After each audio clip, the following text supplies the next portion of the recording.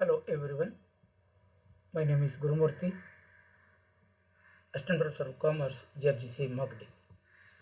ಇವತ್ತು ನಾನು income from other source ಬಗ್ಗೆ ವಿಡಿಯೋವನ್ನು ಮಾಡ್ತಾ ಇದ್ದೇನೆ. Income from other source section 56 to 59 ಈ ಸೆಕ್ಷನ್ ಅಡಿನಲ್ಲಿ ನಾವು ಸವಿಸ್ತಾರವಾಗಿ ತಿಳ್ಕೊಳ್ತಾ ಹೋಗೋಣ. ಇದು ಯಾವ ಇನ್ಕಮ್ಮು ಅಂದರೆ income from salary, income from house property, income from business and income from capital. 4 ಹೆಡ್ಡಲ್ಲಿ ನಾವು ತಗೊಂಡಿರದೇ ಇರೋದು ಅಥವಾ ತಗೊಳ್ಳೋಕೆ ಬರದೇ ಇರೋದು ಅಥವಾ ಅಲ್ಲಿ ನಾವು ಗುರುತಿಸ್ಲಿಕ್ಕಾಗದೇ ಇರುವಂಥದ್ದು ಈ ಹೆಡ್ಡಲ್ಲಿ ತಗೊಳ್ತೀವಿ. ಅದನ್ನೇ ರೆಸಿಡ್ಯೂಯಲ್ ಅಂತ ಕರಿತೀವಿ. ಇದು 5ನೇ ಹೆಡ್ಸ್ ಆಫ್ ಇನ್ಕಮ್ ಅಂದಾಗ ಒಬ್ಬ ಅಸೆಸ್ಸಿಯು ಇನ್ಕಮನ್ನು ರಿಸೀವ್ ಮಾಡ್ಕೊಂಡಿರ್ತಾನೆ, ಅದು ಎಕ್ಸೆಂಪ್ಟೆಡ್ ಆಗಿರೋದಿಲ್ಲ. ಯಾವ ಹೆಡ್ಡಲ್ಲಿ ಕೂಡ ತಗೊಳ್ಳೋಕೆ ಬರದೇ ಇದ್ದಾಗ that income is known as residual income charged under income from other source. Format ಕೊಟ್ಟಿದ್ದೀವಿ, ಒಂದು ಲಿಸ್ಟ್ ಇದೆ. ಡಿವಿಡೆಂಡ್ ಇಂದ ಸೆಕ್ಯೂರಿಟೀಸ್ ಇಂದ ಹಿಡಿದು ಇಟ್ ಈಸ್ ಇಂಟ್ರೆಸ್ಟ್ ಆನ್ ಕಾಂಪೋಸಿಷನ್ಸ್ವರೆಗೂ there are 20 items are comes under interest. Everything comes under income from other source. Okay, there are 20. Any other expenses relating to this income should be subtract or called exempted under section 57. Example, bank ಇಂಟ್ರೆಸ್ಟನ್ನು collect ಮಾಡಲಿಕ್ಕೆ charges ಆಗಿದೆ. Okay, ನೀವು ಅದನ್ನು deduct ಮಾಡ್ಕೊಳ್ಬೋದು. Collection charges ಆಗಿದೆ, fees ಆಗಿದೆ. Okay, it is a part of the expenses, ಅದನ್ನು deduct ಮಾಡ್ಕೊಳ್ಬೋದು. ಹಾಗೆಯೇ ನಾವು ಲಾಟ್ರಿ ಟಿಕೆಟ್ ತೊಗೊಂಡಿದ್ದೆ, ಲಾಟ್ರಿ ಬಂದಿದೆ, ಒಂದು 500 ರೂಪಾಯಿ ಖರ್ಚು ಮಾಡಿದ್ದೀನಿ ಅಂದರೆ that is not an expenses, we cannot deducted from the income.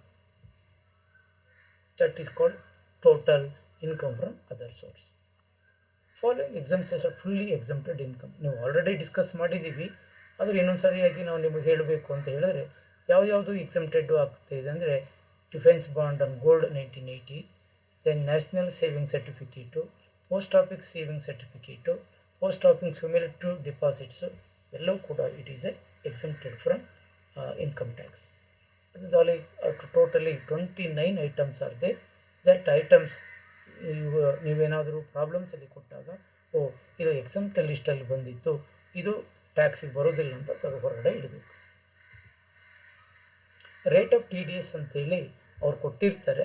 Suppose ಕೊಡದೆ ಹೋದರೆ TDS ಕ್ಯಾಶುವಲ್ ಇನ್ಕಮಿಗೆ income from horse race, income from betting, income from crossword puzzles, any events ಅದು 30% ಆಗಿರುತ್ತೆ. ಅಲ್ಲೂ ಕಂಡೀಷನ್ ಇದೆ, ಹಾರ್ಸ್ ರೇಸಿಗೆ ಅಪ್ ಟು 5,000ಗೆ TDS ಮಾಡುವಂಗಿಲ್ಲ, ಎಬೋ 5,000 ಬಂದಾಗ 30%. ಅದರೊಂದು ಬಿಟ್ಟು ಬೇರೆ ಯಾವುದೇ ಕ್ರಾಸ್ವರ್ಡ್ ಪಜಲ್ ಆಗಿರ್ಬೋದು ಅಥವಾ ವಿನ್ನಿಂಗ್ ಫ್ರಮ್ ಲಾಟ್ರಿ ಆಗಿರ್ಬೋದು, ಇವೆಲ್ಲವೂ ಕೂಡ ಮಿನಿಮಮ್ 10,000 ಇರಬೇಕು.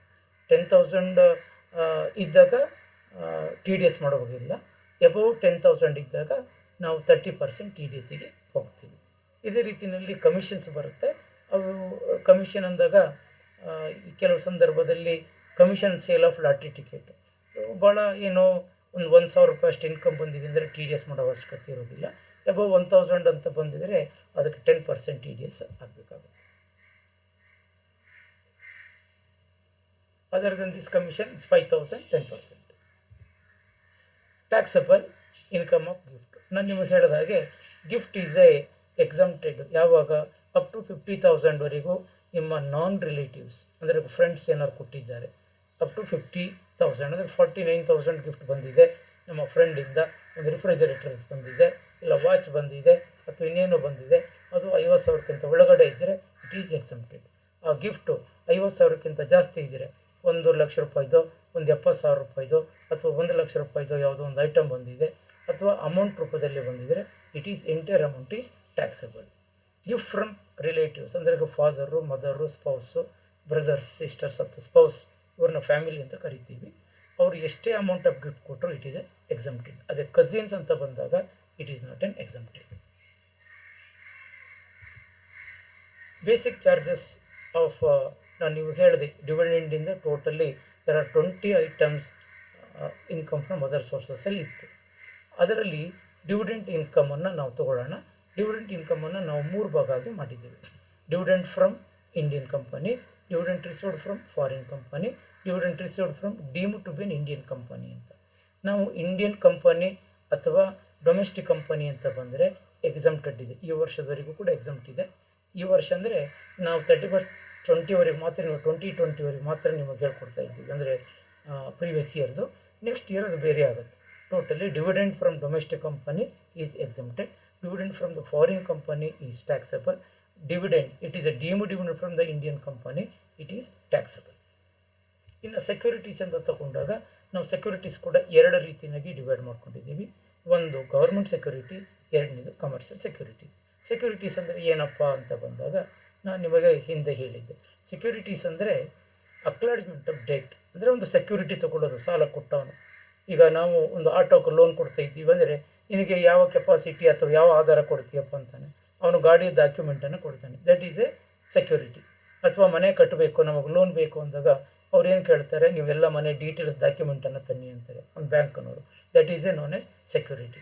Securities it is a document held by a creditor guarantee of is right to payment. ನನಗೆ ಪೇಮೆಂಟ್ ಬರಲೇಬೇಕು, ನಾಳೆ ಹೆಚ್ಚು ಕಡಿಮೆ ಆದರೆ ಯಾರ ಗತಿ, ಪೇಮೆಂಟ್ ಬರುತ್ತೋ ಇಲ್ಲೋ ಅದಕ್ಕೆ ಸಪೋರ್ಟಿಂಗ್ ಅಂತ ಇಟ್ಕೊಳ್ಳೋದೇ it is a document. It is a nothing but a document held by creditor for guarantee of right to payment. ಈ ಸೆಕ್ಯೂರಿಟೀಸ್ಗಳಲ್ಲಿ ನಾವು ಎರಡು ಭಾಗ ಮಾಡ್ಕೊಂಡಿದ್ದೀವಿ. ಒಂದು securities issued by the government and commercial securities ಅಂತ. ಹಾಗಾದರೆ ಸರ್ ಗೌರ್ಮೆಂಟ್ ಸೆಕ್ಯೂರಿಟೀಸು ನಮಗೆ ಟ್ಯಾಕ್ಸ್ ಫ್ರೀ ಆಗುತ್ತಾ? ಅಲ್ಲಿ ಎರಡು ಇದೆ. ಟ್ಯಾಕ್ಸ್ ಫ್ರೀ ಅಂತ ಬಂದಾಗ it is exempted, then less tax ಅಂತ ಬಂದಾಗ fully taxable, no grossable. Be careful. Tax free ಅಂತ ಯಾವಾಗ ಬರುತ್ತೆ ನೋಡಿ, ನಿಮ್ಮ ಪ್ರಿಫೆಕ್ಸು ಟ್ಯಾಕ್ಸ್ ಅಂತ ಇದ್ದು ಆಮೇಲೆ ಫ್ರೀ ಅಂತ ಇದ್ದರೆ it is fully exempted. Prefix L ಅಂದರೆ ಲೆಸ್ ಟ್ಯಾಕ್ಸ್ ಅಂತ ಬಂದಾಗ fully taxable, however no grossable. ಅದೇ ಕಮರ್ಷಿಯಲ್ ಸೆಕ್ಯೂರಿಟೀಸ್ ಬಂದಾಗ ಎರಡು ಕೇಸಲ್ಲೂ ಕೂಡ ಟ್ಯಾಕ್ಸಬಲ್, ಬಟ್ ಲೆಸ್ ಟ್ಯಾಕ್ಸ್ ಅಂತ ಬಂದಾಗ ಅಮೌಂಟ್ ಕೊಟ್ಟರೆ ಗ್ರಾಸಪ್ ಮಾಡ್ಕೊಳ್ಳಿ, ರೇಟ್ ಕೊಟ್ಟರೆ ನೋ.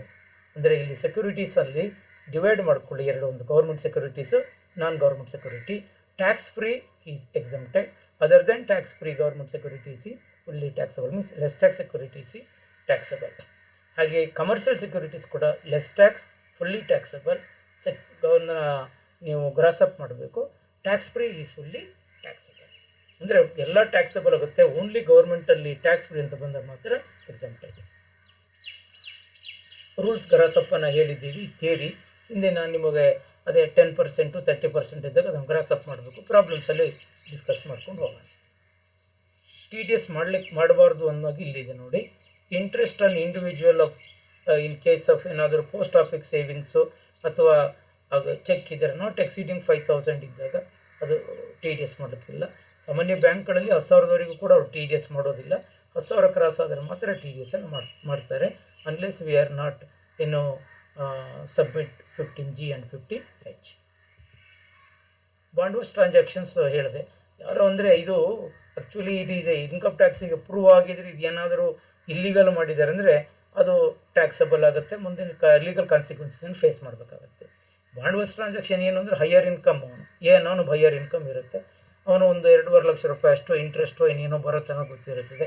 ಅಯ್ಯೋ ಅದಕ್ಕೆ ನಾನು ಟ್ಯಾಕ್ಸ್ ಕಟ್ಟಬೇಕು, ನಮ್ಮ ರಿಲೇಟಿವ್ ಒಬ್ಬರಿಗೆ ಕಡಿಮೆ ಇನ್ಕಮ್ ಇದೆ, ಅವ್ರ ಅಕೌಂಟಿಗೆ ಆ ಡ್ಯೂ ಡೇಟ್ ನೋಡಿ ಟ್ರಾನ್ಸ್ಫರ್ ಮಾಡಿಬಿಡೋದು. ಫಾರ್ ಎಕ್ಸಾಂಪಲ್ ಡ್ಯೂ ಡೇಟಿಗೆ ಮಾರ್ಚ್ 31 ಇರ್ತದೆ, ಅವ್ರಿಗೆ ಗೊತ್ತಿರ್ತದೆ ಫೆಬ್ರವರಿ ಅಥವಾ ಮಾರ್ಚಿನಲ್ಲಿ ನಮ್ಮ ಇಂಟ್ರೆಸ್ಟಲ್ಲಿ ಹಾಕ್ತಾ ಇರುತ್ತೆ ಅಂತೇಳಿ. That before the due date ಆ ಟ್ರಾನ್ಸಾಕ್ಷನನ್ನು ಅವ್ರ ಅಕೌಂಟಿಗೆ ಹಾಕ್ಬಿಡೋದು. ಅಲ್ಲೇನು ಮಾಡ್ತಾರೆ ಕಂಪನಿ, ಇವರು ಅಕೌಂಟಲ್ಲಿ ಇಲ್ಲ, ಇವರಿಂದ ಇವರಿಗೆ ಟ್ರಾನ್ಸ್ಫರ್ ಆಗಿದೆ ಅಂತೇಳಿ ಆ ಡ್ಯೂ ಡೇಟ್ ಸ್ವಲ್ಪ 3 ಮಂತ್ಸಲ್ಲೂ 6 ಮಂತ್ ಪೀರಿಯಡನ್ನು ನೋಡ್ಕೊಡ್ತಾರೆ, ಯಾವ ಪೀರಿಯಡಲ್ಲಿ ಮಾಡ್ಕೊಳ್ಬೇಕು ಅಂತ.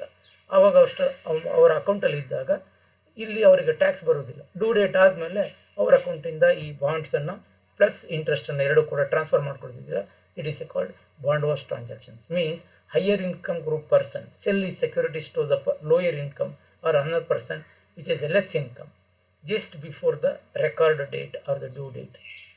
Such person ಅಂದರೆ seller acquires title after a seller ಇದನ್ನಲ್ಲ, such person means seller reacquire the title after interest is received. ನೋಡಿ ನಮಗೆ ಮೋಸ ಮಾಡ್ತಾರೆ ಅಂತೇಳಿ, ಇದು ಮೋಸ ಅಂತ ಇನ್ಕಮ್ ಟ್ಯಾಕ್ಸಿಗೆ ಗೊತ್ತಾದರೆ it is an offence, it is legal consequence face ಮಾಡಬೇಕಾಗುತ್ತೆ. ಬಟ್ ಈ ಥರ ಮಾಡಬಾರ್ದು, ಬಟ್ ಹೀಗೆ ಮಾಡ್ತಾ ಇದ್ದಾರೆ ಅಂತ ಸಾಮಾನ್ಯ ನಾವು ಬೇನಾಯಿ ಅಂತ ಹೇಳ್ತದೆ ಆ್ಯಕ್ಟ್ಗಳು ಬಂದಿದ್ದೇವೆ. ಅದಕ್ಕಿಂತ ಇಲ್ಲಿ ಏನೋ bond wash transactions it's is very clear that higher the income group person, sell the security to the lower income group person before the due date. After the due date, that is the seller of the person reacquire the title along with the interest is called bond wash transaction.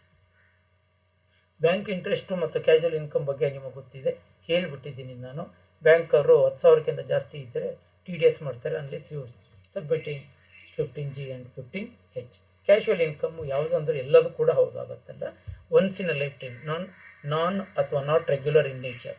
Such income TV games ಇರ್ಬೋದು, or crossword puzzle ಇರ್ಬೋದು, ಅಥವಾ horse race ಇರ್ಬೋದು, ಇವೆಲ್ಲವೂ ಕೂಡ ಅದರಲ್ಲಿ certain conditions ನೋಡಿಬಿಟ್ಟು 30% TDSಗೆ ಒಳಪಡುತ್ತೆ. ಜನರಲ್ ಇನ್ಕಮ್ ಟ್ಯಾಕ್ಸ್ ಆಕ್ಟ್ 1956 ಇವೆಲ್ಲವೂ ಕೂಡ ಲಿಸ್ಟ್ ಕೊಟ್ಟಿದ್ದೀವಿ ಯಾವ ಥರ ಅಂತ. Once again no need to explain. ಇದು ಫ್ಯಾಮಿಲಿ ಪೆನ್ಷನ್ ಮಾತ್ರ 33% of the family pension or 15,000 whichever is less ಅನ್ನು ನಾವು ಟ್ಯಾಕ್ಸಬಲ್ಗೆ ತೊಗೊಳ್ಬೇಕು. That will be discuss in the problem. ಈ ಕಾಂಪೋಸಿಟ್ ರೆಂಟ್ ಅಂದರೆ ಏನು ಅಂದರೆ, it is attributable to the building, should be assessed income from house property, and that rent attributable to the amenities, services such as park, club, house, etc. must be assessed as the income from other source. ಭಾಳ ಕೇರ್ಫುಲ್ಲಾಗಿ ಇರಬೇಕು. Sir ಇದು composite rent ಅಂದರೆ income from house ಪ್ರಾಪರ್ಟಿಗೆ ಸೇರ್ಕೊಂಡಿರುತ್ತಲ್ಲ sir ಅಂತ ಹೇಳಿರ್ಬೋದು. ಆದರೆ ಕೆಲವೊಂದು ಅಟ್ರಿಬ್ಯೂಟಬಲ್ park ಇರುತ್ತೆ, ಅದು ಯಾವುದೋ ಒಂದು ರೀತಿಯಲ್ಲಿ ಅದಕ್ಕೆ ಅವನು ಯೂಸ್ ಮಾಡ್ತಾ ಇದ್ದೀನಿ ಅಂದರೆ ಕೊಡಬೇಕಾಗುತ್ತೆ. ಕ್ಲಬ್ ಹೌಸ್ ಇರುತ್ತೆ, ಅಂಥ ಅಮ್ಯೂನಿಟೀಸು, ಸ್ವಿಮ್ಮಿಂಗ್ ಪೂಲ್ ಇರ್ತದೆ. ಅಂಥ ಸಂದರ್ಭದಲ್ಲಿ ಎಲ್ಲದೂ ಕೂಡ that is called composite rent ಅಂತ. ಆ ರೆಂಟ್, ಹೌಸ್ ರೆಂಟಿಂದು ಅವನು ಮೇಂಟೆನೆನ್ಸು ಬೇರೆ ಬೇರೆ ಇದೆಲ್ಲ ಹೇಳಿರ್ತಾನೆ. That rent is called house ಪ್ರಾಪರ್ಟಿಗೆ ಹೋಗುತ್ತೆ. ಇವೆಲ್ಲವೂ ಕೂಡ ಇನ್ಕಮ್ ಫ್ರಮ್ ಅದರ್ ಸೋರ್ಸಿಗೆ ಬರುತ್ತೆ. ಇನ್ಕಮ್ ಫ್ರಮ್ ಸಬ್ಲೆಟಿಂಗ್ ಅಂದರೆ portion of the house will be assessed, ಏನು ಮಾಡೋದು ಸಬ್ಲೆಟ್ ಟು ಟೆನೆಂಟ್. ಈಗ ಯಾವುದೋ ಒಂದು ದೊಡ್ಡ ಮನೆ ಇಟ್ಕೊಂಡಿರ್ತಾನೆ, ಒಬ್ಬನೇ ಏನು ಮಾಡೋದು ಅಂತ ಪಾರ್ಟ್ ಆಫ್ ಹೌಸನ್ನು ಸಪ್ರೇಟ್ ಮಾಡ್ಕೊಂಡು ಹೋಗ್ತಾರೆ. ಅದನ್ನು ಏನಾದ್ರು ಬಂದಿದ್ದರೆ it is a taxable to the assessee. Will discuss at the time of in the problem. Rental income of the subletting house of plant to furniture, ಇದೇ ಯಾವುದಕ್ಕೆ ಕೆಲವರು ರೆಂಟಲ್ ವ್ಯಾಪಾರ ಮಾಡ್ತಿದ್ರೆ it is income from other source. Insurance commission TDS ಒಳಪಟ್ಟತೆ 15,000ಕ್ಕಿಂತ ಜಾಸ್ತಿ ಇರಬೇಕು. Up to minimum 50,000 ಅಂದರೆ 15,000ಕ್ಕಿಂತ ಕಡಿಮೆ ಇದ್ದರೆ TDS ಒಳಪಡೋದಿಲ್ಲ. ಇಂಟ್ರೆಸ್ಟ್ ಆ್ಯಂಡ್ ಕಾಂಪನ್ಸೇಷನ್ಸ್ ಕೂಡ it is A head of income other source. It is, however, 50% of such interest is deductible under section 57. Consequently, 50% of interest is taxable. Actual expenses shall be ignored. ಗೊತ್ತಾಗಲ್ಲ ಏನೇರಿದ್ರೆ compensation interest ಕೊಟ್ಟಿದ್ರೆ 50% ಮಾಡ್ಕೊಳ್ಬೇಕು. Deemed income ನಿಮಗೆ ಹೇಳಿದೆ it is subject to taxable. Illustrations ಒಂದು detail explanations ಕೊಟ್ಟಿದ್ದೇನೆ, ಯಾವುದು ಅಂತ ಹೇಳಿದ್ದೇನೆ. Winning from lottery, winning from horse race, winning from lottery, winning from horse race, winning from crossword, gift received, winning from card games, and purchase lottery ticket 3,000 and payment of betting of horse race 6,000, winning from camel race 30,000. ಇನ್ನು ನೋಡಿ, ಅಲ್ಲಿ ಡೈರೆಕ್ಟಾಗಿ winning from lottery ನಿಮಗೆ ಹೇಳಿದೆ, ಲಾಟ್ರಿದು 10,000 ರೂಪಾಯಿಗಿಂತ ಜಾಸ್ತಿ ಇದ್ದರೆ it is A casual income, TDS ಮಾಡಿರ್ತಾರೆ. ನಾವು ಅದನ್ನು ಗ್ರಾಸ್ ಅಪ್ ಮಾಡ್ಕೊಳ್ಬೇಕು. ಅಂದರೆ 70% ನಮಗೆ ಕೊಟ್ಟಿರ್ತಾರೆ, 100ಕ್ಕೆ ಎಷ್ಟು ಅಂತ ಮಾಡಬೇಕು. 28,000 ಡಿವೈಡ್ ಬೈ 70 ಇಂಟು 100 ಮಾಡಿದ್ರೆ that is gross up amount ಸಿಕ್ಕತ್ತೆ. ವಿನ್ನಿಂಗ್ ಫ್ರಮ್ ಹಾರ್ಸ್ ರೇಸು ನೋಡಬೇಕು. ಹಾರ್ಸ್ ರೇಸಲ್ಲಿ 5,000ಕ್ಕಿಂತ ಜಾಸ್ತಿ ಇದ್ದರೆ ಮಾತ್ರ TDS ಒಳಪಡುತ್ತೆ. ಇಲ್ಲ ಅಂದರೆ ಡೈರೆಕ್ಟಾಗಿ ಎಷ್ಟಿದೆ ಅಷ್ಟು ತೊಗೊಳ್ಬೋದು. ಇಲ್ಲಿ 2,000 ಇದೆ, 2,000 ಹಾಗೆ ತೊಗೊಂಡಿದ್ದೀವಿ. Winning from lottery amount is less than 10,000. ಈಗ ನಿಮಗೆ ಹೇಳಿದೆ any casual income other than horse race 5,000 ಬಿಟ್ಟು ಬೇರೆ ಇವೆಲ್ಲವೂ ಕೂಡ 10,000ಕ್ಕಿಂತ ಜಾಸ್ತಿ ಇದ್ದರೆ TDSಗೆ ಒಳಪಡುತ್ತೆ. ಇಲ್ಲಿ 6,000 ಬಂದಿದೆ, ದೇರ್ ಫೋರ್ ಲಾಟ್ರಿ ಇನ್ಕಮ್ಮು 6,000 TDSಗೆ ಒಳಪಡಲ್ಲ, ಹಾಗೆ ತಗೊಳ್ಳಿ. Then winning from horse race ಇನ್ನೊಂದು 79,000 ಇದೆ. ಹಾರ್ಸ್ ರೇಸಿನ ಮಿನಿಮಮ್ ಅಂದರೆ 5,000 ಅದಕ್ಕಿಂತ ಕಡಿಮೆ ಬಂದಿದ್ದರೆ ನೋ TDS, 5,000 ಅದಕ್ಕಿಂತ ಜಾಸ್ತಿ ಇದ್ದರೆ 30% TDS ಮಾಡಬೇಕು. ಸೇರ್ಫೋರ್ 49 ಡಿವೈಡ್ ಬೈ 70 ಇಂಟು 100 ಮಾಡಿದ್ರೆ 70,000 ಆಗುತ್ತೆ. ದೆನ್ ವಿನ್ನಿಂಗ್ ಫ್ರಮ್ ಕ್ರಾಸ್ವರ್ಡ್ ಫಜಲ್ಸ್, ಇದು ಕ್ರಾಸ್ವರ್ಡ್ ಫಜಲ್ಸು 10,000ಕ್ಕಿಂತ ಜಾಸ್ತಿ ಇದ್ದರೆ ಮಾತ್ರ TDS ಒಳಪಡುತ್ತೆ. ಇಲ್ಲಿ ಬರೀ 2,800 ಇದೆ, ಹಾಗಾಗಿ ಇದು TDSಗೆ ಒಳಪಡಲ್ಲ, ಡೈರೆಕ್ಟಾಗಿ ಹಾಗೆ ತೊಗೊಂಬಿಡಿ. Then gift from friends London 1,00,000 ಬಂದಿದೆ, ಇದನ್ನು ನೀವು ಹಾಗೆ 1,00,000 ರೂಪಾಯಿ ತೊಗೊಳ್ಬೇಕಾಗುತ್ತೆ. ಅದೇ ಫ್ಯಾಮಿಲಿ ಅಥವಾ ಫಾದರ್ ಅಂತ ಆಗಿದ್ದರೆ ಎಕ್ಸಂಪ್ಟೆಡ್ ಆಗೋದು. ಅಥವಾ 50,000ಕ್ಕಿಂತ ಕಡಿಮೆ ಅವರೇ ಆಗಿದ್ರು ಕೂಡ ಎಕ್ಸಂಪ್ಟೆಡ್ ಆಗಿದೆ. Winning from card games card games ನಿಮಗೆ ಹೇಳಿದಾಗೆ 10,000ಕ್ಕಿಂತ ಜಾಸ್ತಿ ಇದ್ದರೆ ಟಿ ಡಿ ಎಸ್ ಬರುತ್ತೆ, ಇಲ್ಲಾಂದರೆ ಹಾಗೆ ತಗೊಳ್ಳಿ. Then winning from camel no subject of T D S, ಯಾವುದೇ ಕಾರಣಕ್ಕೂ ಇದು ಕ್ಯಾಶುವಲ್ ಇನ್ಕಮಲ್ಲಿಲ್ಲ, ಒಂದು ರೇಸ್ ಅಷ್ಟೇ. ಹಂಗಾದ್ರೆ ಸರ್ ನೀವು ಹೇಳಿದ್ದೀರಿ ಹಾರ್ಸ್ ರೇಸು ಕ್ಯಾಮಲ್ ರೇಸ್ ಎಲ್ಲ ಒಂದೇ ಅನ್ನೋಂಗೆ ಅಲ್ಲ. Horse race is different, camel race is different. However camel race is not subject to T D S, ಹೇಳಿಲ್ಲ ಇಲ್ವೋ. ಹಾಗೆ whatever amount is given that should be take into account. Totally 30,000, total 2,53,700. ಇದರಲ್ಲಿ lottery ticket purchase ಮಾಡಿದ್ದೀನಿ, ಆಮೇಲೆ horse ರೇಸಿಗೆ ಯಾವುದೋ betting ಮಾಡಿದ್ದೀನಿ ಅಂತಾರೆ. It is not a part of the expenses, hence it is not deduct ಮಾಡೋಕ್ಕೆ ಬರೋದಿಲ್ಲ. Thank you.